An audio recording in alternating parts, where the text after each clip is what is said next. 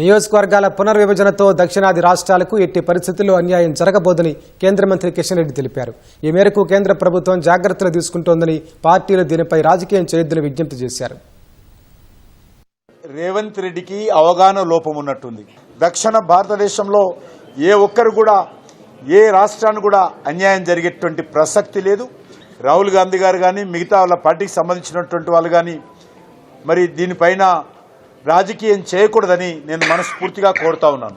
Delimitation కాకుండా మహిళా reservation చేసేటువంటి అవకాశం లేదు కాబట్టి ఈరోజు చేస్తూ ఉన్నాము.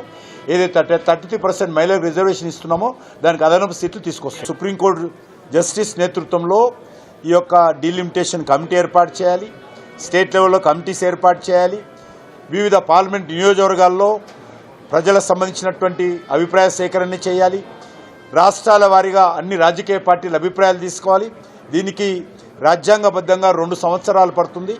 కాబట్టి ఈ సెన్సస్ నివేదిక వచ్చిన తర్వాత మనకు ఆ సమయం సరిపోదు కాబట్టి 2011 సెన్సస్ ప్రకారము ఈరోజు డీలిమిటేషన్ చేస్తూ ఉన్నాము.